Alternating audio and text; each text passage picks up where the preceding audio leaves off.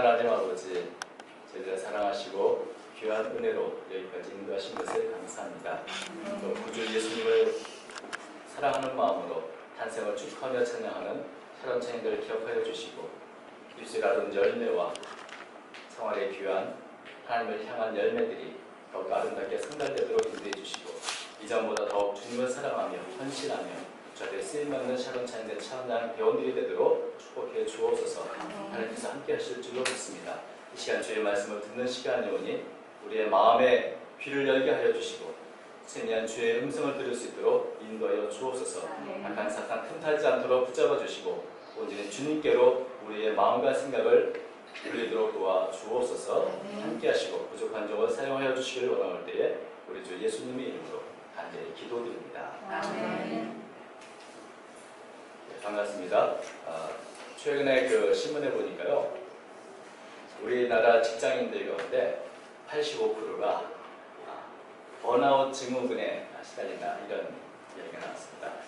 번아웃 증후군이 뭐냐면 우리나라 말로는 탈진 증후군 혹은 소진 증후군이라 하는데 어떤 일에 너무 집중하다 보니까 자기의 모든 정력을 다 사용하고 정말 기름을 다 태운 거죠. 그러다 보니까 이제는 다 안이 타버려서 무기력하게 되고 또 심지어는 자기 회의나 자기 혐오에 빠지는 그런 증상을 말합니다.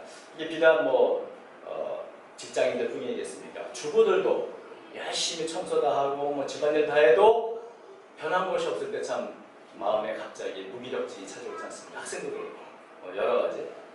그런 면에서 참 우리 대한민국에 사는 모든 분들이 사실 이런 번아웃 증후군에 시달린다고 해도 말이 아닌 겁니다.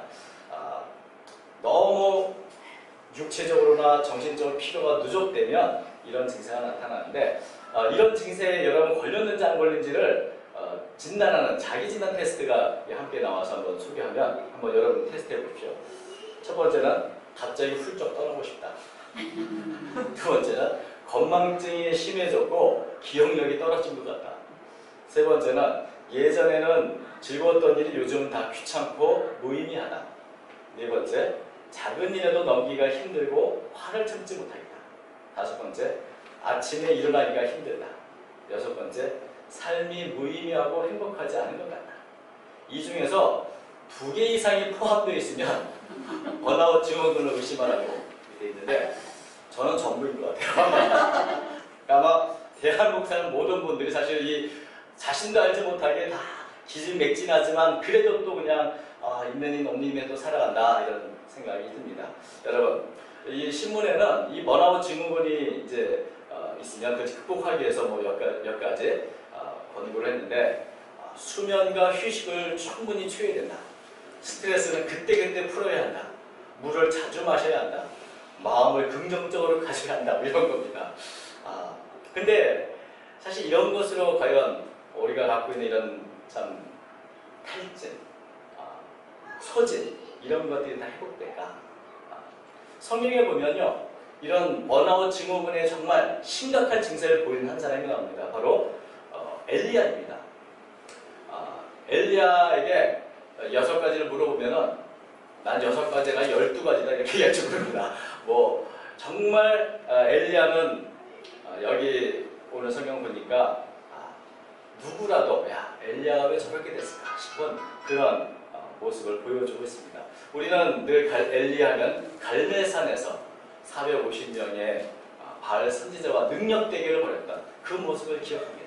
또 하나님께 간절히 기도했을 때 3년 6개월 동안 비가 오지 않았더니 기도한 즉 하늘에서 비가 내렸던 그런 능력의 엘리야를 기억합니다. 그래서 갈멜산에서 450명과 영적 대결을 이기고 나서 모든 백성은 엘리야를 향해서 이렇게 말했습니다. 모든 백성이 보고 엎드려 말하되 여호와 그는 하나님이시로다. 여호와 그는 하나님이시로다. 그래서 이제 엘리야는 정말 능력으로 하나님의 모습이 어떤지 그걸 분명히 모든 사람이 나타냈습니다. 그래서 저는 그러면 이제 이스라엘이 백성들이 회개하고 이제부터 하나님을 정말 섬기겠구나 이렇게 기대할 겁니다.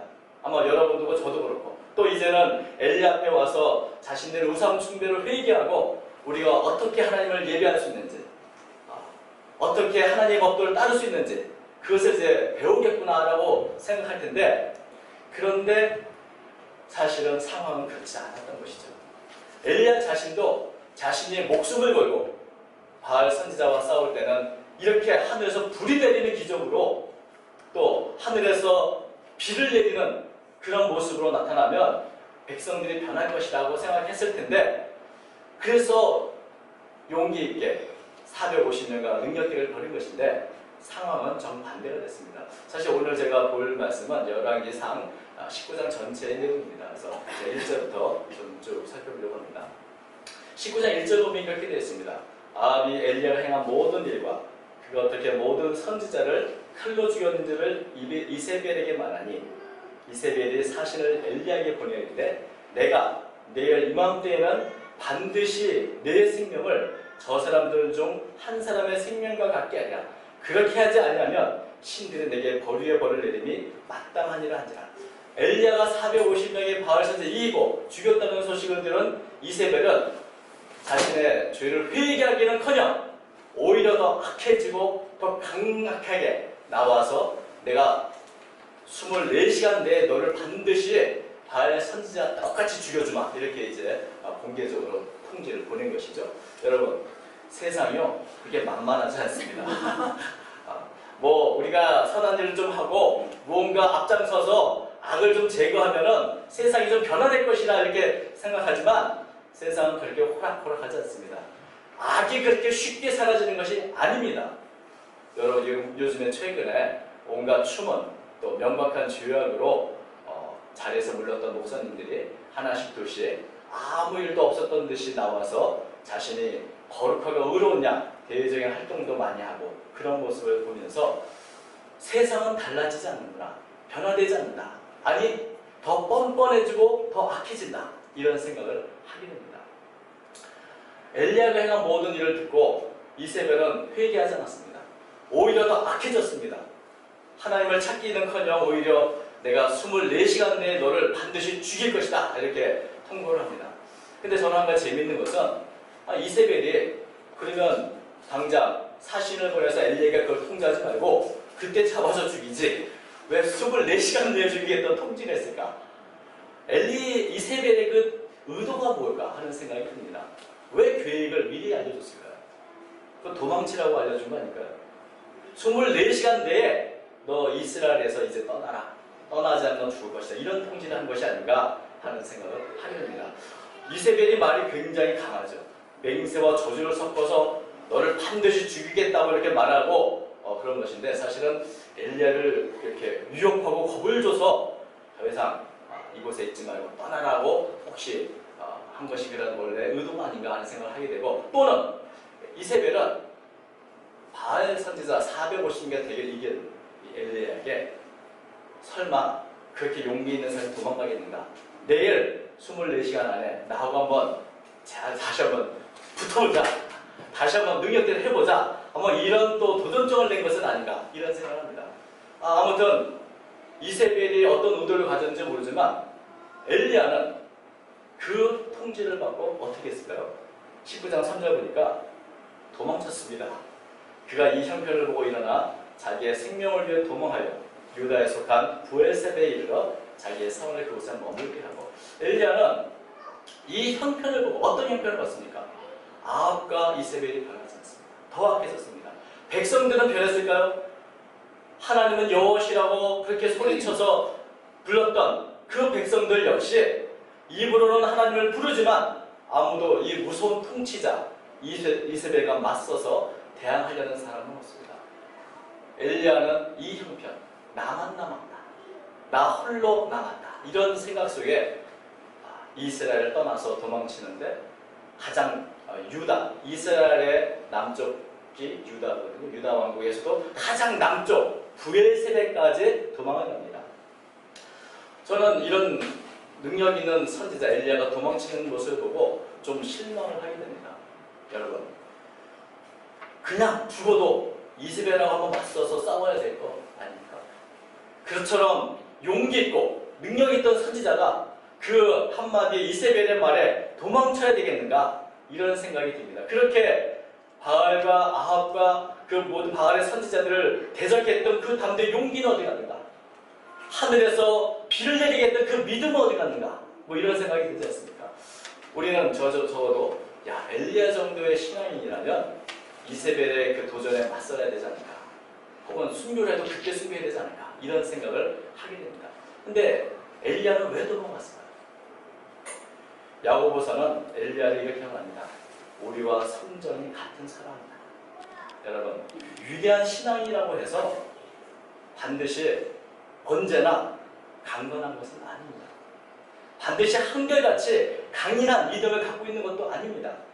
우리와 똑같습니다. 우리는 엘리야에 대해서 그러면 안 되죠. 엘리야, 당신은 맞서 싸워야죠. 당신은 순교를 하더라도 거기서 해야죠 라고 말할지 모르지만 여러분은 어떻게 하겠습니까?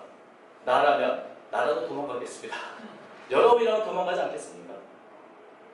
우리는 정작 내 자신에게 너무나 관대하게 나는 연약하니까 라고 핑계하지만 다른 사람에게는 더 높은 잣대를 두고 당신은 그러면 안 되지, 당신은 그 자리에서 그러면 안 되지 라고 이렇게 너무 지나친 요구를 하는 것은 아닌가 하는 생각도 하게 됩니다. 대체로 우리 모두가 자신이 관대하고 다른 사람이 너무 지나치게 엄격하고 더 높은 것을 기대하는 경향이 있는 것입니다. 분명한 것은 우리도 그와 같고 그도 우리와 같다는 겁니다. 엘리야도 우리와 똑같다. 이것을 보게 됩니다. 엘리야가 어디로 갔습니까? 19장 4절 보니까 자기 자신은 광야로 들어가 하룻길쯤 가서 한 로뎀나무 아래에 앉아서 자기가 죽기를 원하여 이르되 여호와여 넉넉하오니 지금 내 생명을 거두시옵소서. 나는 내 조상들보다 낫지 못하나이다. 엘리야는 심지어 하나님께 나는 이제 여기서 죽으면 좋겠습니다 라는 고백을 합니다. 바울은 내가 이 세상을 떠나서 그리스도와 함께 있기로 한다. 그래서 간절히 어떤 죽음에 대한 열망이 있었습니다. 그러나 엘리야는 그런 열망도 아닙니다. 내가 여태까지 목숨 걸고 싸웠지만 세상은 변하지 않습니다. 나는 의미가 없습니다. 더 이상 내가 내놓을 카드도 없습니다. 하나님, 내가 만약에 이세벨 앞에서 죽었다면 아마 자신들이 하나님을 이길 줄 알고 하나님 모독했을 텐데 여기라면 내가 죽어도 괜찮습니다. 나 이제 여기까지입니다 라는 고백을 하는 것이죠. 어떤 면에서는 엘리야 자신도 이세벨과 맞서지 못한 자신의 무능함, 무기력함, 그것을 부끄러워하며 내가 더 이상 살아 무엇하겠는가 하는 생각을 했을지도 모릅니다. 자기 자신에 대한 실망, 자기 자신에 대한 혐오, 이런 것들이 이제 됐습니다. 이제 넉넉합니다. 이제 내 생명을 취하도 됩니다. 나는 내 조상들보다 조금도 낫지 못합니다. 나는 내 모든 것을 걸고 싸우면 세상이 변할 줄 알았습니다. 내가 이렇게 싸우면 그래도 내 조상들보다 조금 더 하나님께 유익한 삶을 했다 이렇게 생각했습니다. 그런데 보니까 나는 그 누구와도 변함없는 똑같은 그런 인간에 불과합니다. 그래서 오히려 하나님의 이름으로 죽음을 두려워하지 않았던 조상들보다도 나는 더 못하다는 그런 자기 연민에 이렇게 죽음을 간구한 것은 아닌가 하는 생각을 하게 됩니다. 나의 생명을 취하십시오. 이 말을 들어보면 이것은 정말 번아웃 증후군에 빠진 사람의 마지막 고백이라고 할 수 있습니다. 하나님, 여기까지입니다. 이것으로 족합니다. 나는 할 만큼 있고 견딜 만큼 견뎠습니다. 이제 더 이상 할 것도 없고 할 수도 없습니다. 이제 내게 생명이 의미가 없습니다. 이런 고백인 것이죠. 이런 심한 그 번아웃 증후군을 보이는 엘리야가 회복되는 방법이 뭐가 있을까요? 하나님은 어떻게 엘리야를 다시 회복시켰을까요? 그 방법이 어떤 면에서 오늘 우리를 회복시키시는 하나님의 방법인 것입니다. 먼저 하나님께서는 심신이 지친 엘리야를 위로하면서 충분한 휴식을 갖게 했습니다. 아까 말한 그 번아웃 증후군의 극복에 일궈지죠. 육체가 심신이 힘든 것을 육체로 풀어야 된다는 것입니다. 어떤 면에서 힐링의 장소를 주셨죠. 그래서 19장 5절부터 보면 7절까지 8절까지 이렇게 되어 있습니다. 로뎀나무 아래에 누워 자더니 충분한 휴식이죠. 천사가 그를 어루만지며 그에게 이르되 일어나서 먹으라 하는지라 본즉 머리맡에 숯불에 구운 떡과 한 병 물이 있더라. 물을 충분히 먹으라고 그랬죠. 이에 먹고 마시고 다시 누웠더니 여호와의 천사가 또다시 와서 어루만지며 이르되 일어나 먹으라. 네가 갈 길을 다가지 못할까 하노라 하는지라. 이에 일어나 먹고 마시고 그 음식물의 힘을 의지하여 40주 40夜를 가서 하나님의 산 호렙에 이릅니다. 엘리야는 자고 먹고 마시고 또 쉬었습니다. 아무리 강한 신앙인이라도 이런 시간이 필요합니다. 우리는 육체를 가지고 있기 때문에 육체가 힘들면 또 우리도 힘든 것이 당연합니다. 로뎀나무는 그 그늘이 그렇게 넓지 않았으나 그래도 광야에서 엘리야에게 쉴 수 있는 휴식처가 되어줬습니다. 천사는 쉬고 있는 엘리야를 2번이나 어루만지며 그에게 먹을 것을 말했습니다. 왜 이렇게 천사가 어루만졌을까? 엘리야가 너무 지치고 피곤하니까 말로는 깨울 수가 없는 거죠. 그래서 그를 깨우기 위해서 어루만지고 충분히 음식을 먹게 하고 또 마시게 하고 엘리야로 하여금 힘을 내도록 육체의 힘을 계속해서 공급해주면서 엘리야의 충분한 휴식을 주겠다는 것을 보게 됩니다. 그래서 이렇게 충분한 휴식을 이제 엘리야가 하는데 이것만으로 과연 번아웃증을 이겨낼 수 있을까? 그렇지 않습니다. 왜냐하면 인간은 육체만 있는 존재가 아닙니다. 우리의 영혼도 힘을 얻어야 되지 않습니까? 육체만 강건하다고 우리가 힘을 낼 수 있는 것이 아니고 우리 내면에 있는 그 기름이 채워져야지 우리가 사명도 회복하고 영적인 회복이 일어날 텐데 여기까지는 육체는 회복되었으나 영은 여전히 공부한 상태인 것이죠. 그런 면에서 엘리야는 천사의 도움을 받아서 결국 호렙산, 이 호렙산은 모세가 처음 하나님을 만난 곳이고 자신의 사명을 회복한 곳입니다. 그 호렙산까지 인도를 받게 되는 것입니다. 9절 보니까 이제 오늘 본문이죠. 엘리야가 그곳 굴에 들어가 거기서 머물더니 여호와의 말씀이 그에게 임하여 이르되 엘리야야 네가 어찌하여 여기 있느냐. 엘리야가 호렙의 한 동굴에서 머무는 동안에 하나님의 음성을 들었는데 하나님 이렇게 물으셨습니다.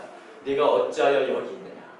사실은 이 질문은 엘리야가 여기 있는 걸 몰라서 묻는 게 아니죠. 왜 네가 있어야 할 자리가 여기가 아닌데 너는 여전히 사역해야 할 사역의 현장에 있어야 되는데 왜 여기 있느냐. 그런 분이죠. 왜 너의 사명을 잃어버렸는가. 왜 너의 용기도 믿음도 다 어디 갔는가. 너는 왜 여기 있는가. 왜 이렇게 무기력해져 있는가. 그것을 묻는 겁니다.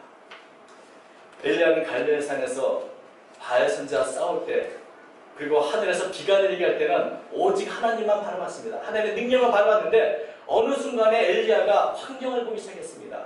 이 형편, 환경을 보았습니다. 이스라엘을 보았고 자신을 보았습니다. 그래서 그는 용기도 믿음도 사명도 다 잃어버리게 된 것입니다. 엘리야의 대답을 보면 엘리야의 문제가 무엇인지가 그대로 드러납니다. 엘리야는 이렇게 대답을 하죠. 10절 보니까 그가 대답하되 내가 만군의 하나님 여호와께 열심히 유별하오니 이는 이스라엘 자손이 주의 언약을 버리고 주의 제단을 헐며 칼로 주의 선지자를 죽였음이오니며 오직 나만 남았거늘 그들이 내 생명을 찾아 빼앗으려 하나이다. 나는 하나님께 열심히 유별했고 오직 나만 남았고 내 생명을 뺏으려 하고 엘리야의 포커스가 지금 누구에게 맞춰있죠? 자기 자신에 맞춰있습니다. 나만 남았는데 내가 열심히 했는데 그런데 내 생명을 죽이려 하고 뭐 이러면서 나에 대한 관심이죠. 나에 대한 포커스. 그리고 또 하나는 이스라엘 자손은 어떻습니까? 이스라엘 자손 주연을 버렸고 제단을 걸었고 칼로 선지를 죽였고 그러면서 여러 가지 자신의 환경의 열악함을 계속해서 얘기하는 것을 보면 여기에 하나님은 없습니다. 엘리야의 대답 속에서 하나님은 없습니다. 문제, 자기 자신과 그 환경만이 엘리야의 초점이 맞춰져 있다는 것을 보게 됩니다. 그래서 이 대답을 보면 엘리야의 문제가 뭔가를 알게 되는 것이죠. 그리고 엘리야 역시 또 한 번 우리와 똑같은 사람이구나. 우리가 잘 아는 이 베드로가 무리를 걸을 때 예수님을 바라볼 때는 걸을 수 있었으나 풍랑을 바라보고 파도를 바라볼 때는 두려워해서 물에 빠져갔던 그 연약한 모습이 엘리야에게도 있구나. 우리가 세상을 바라보고 또 문제를 바라보고 내 자신만 바라보면 누구나 이렇게 번아웃 증후에 빠질 수밖에 없습니다. 엘리야는 초점을 잃어버리는 것이죠. 그런 엘리야에게 하나님은 자신의 모습을 보여주십니다. 11절부터 12절 보면 여호와께서 이르시되 너는 나가서 여호와 앞에서 산에 서라 하시더니 여호와께서 지나가시는데 여호와 앞에 크고 강한 바람이 산을 거르고 바위를 부수나 바람 가운데 여호와께서 계시지 않나니 바람 위에 지진이 있으나 지진 가운데에도 여호와께서 계시지 않냐며 또 지진 위에 불이 있으나 불 가운데에도 여호와께서 계시지 않냐더니 불 후에 세미한 소리가 있느니라. 크고 강한 바람, 지진, 이 불 이런 것들은 하나님의 영광을 나타내는 그런 모습들이요 또 상징입니다. 모세 때에도 하나님 나타나실 때 이런 폭풍이나 지진이나 불 가운데서 임하셨습니다. 그런데 이런 것들은 하나님의 능력을 보여주는 것이고 영광을 보여주는 것이지 그것이 바로 하나님은 아닌 것입니다.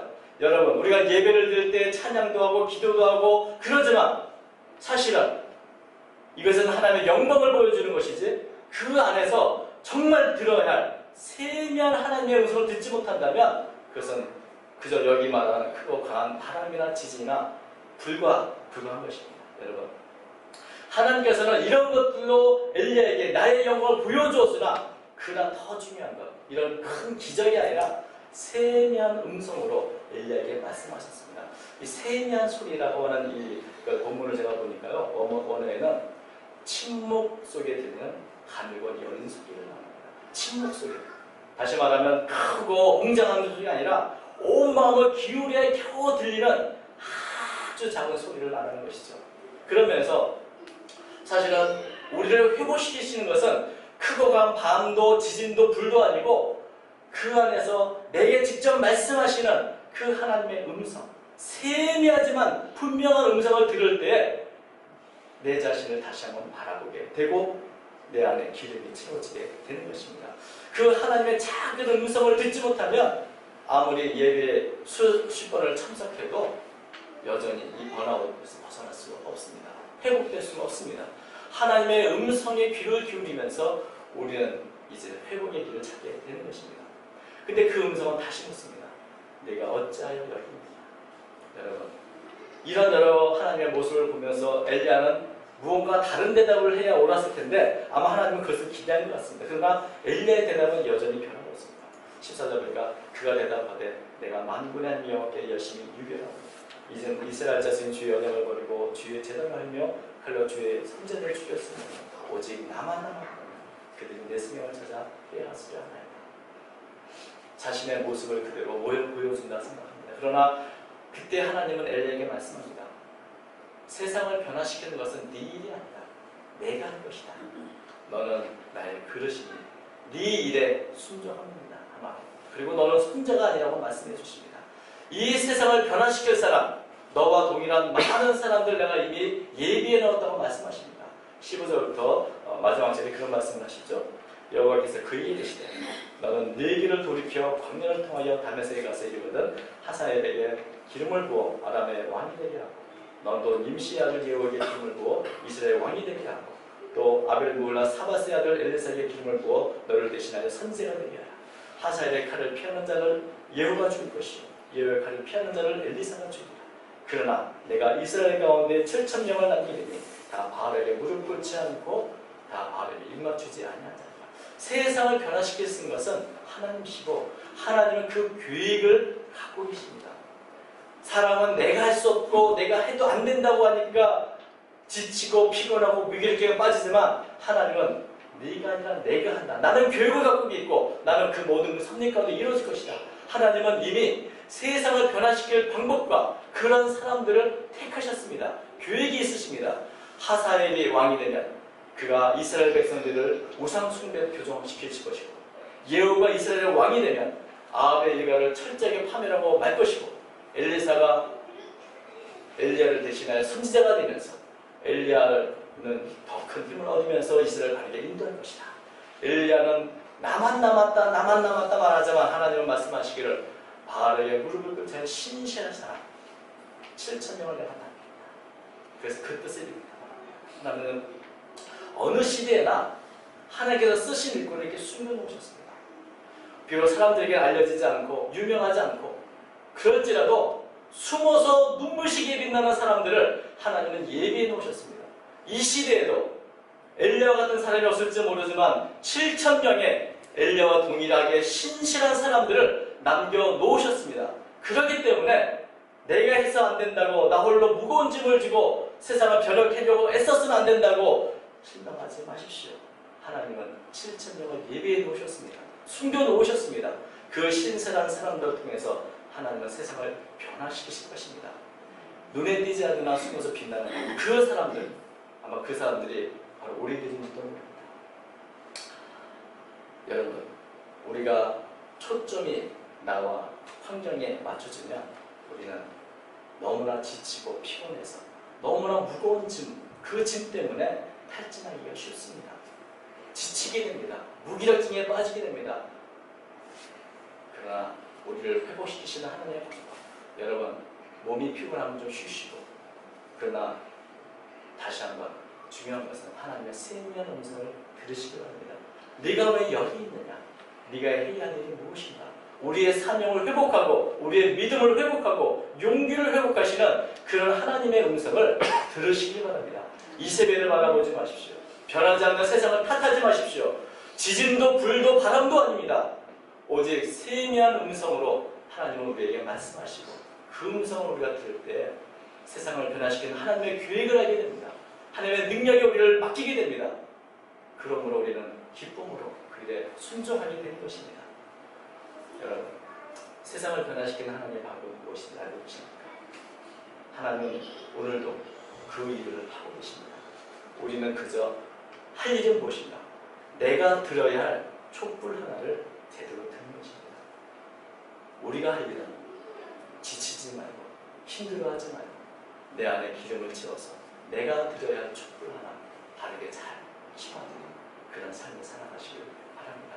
이번 주간 우리가 해야 할 사명을 회복하고 또 하나님의 세미한 음성 속에서 모든 것을 회복되시는 그런 우리 모든 성도들의 삶이 되시기를 주님으로 축원합니다. 기도하겠습니다. 하나님 아버지, 연약합니다. 지치고 피곤할 때가 많습니다. 그러나 하나님께서는 엘리야를 회복시키신 것처럼 오늘 우리도 회복시켜 주시면서 하나님의 놀라운 역사에 동참하게 하신 것을 감사합니다. 주님, 우리가 세상을 바라보지 않게 하시고 능력의 하나님, 온전한 만물을 창조하시고 주관하시는 하나님을 바라볼 수 있도록 인도하여 주옵소서.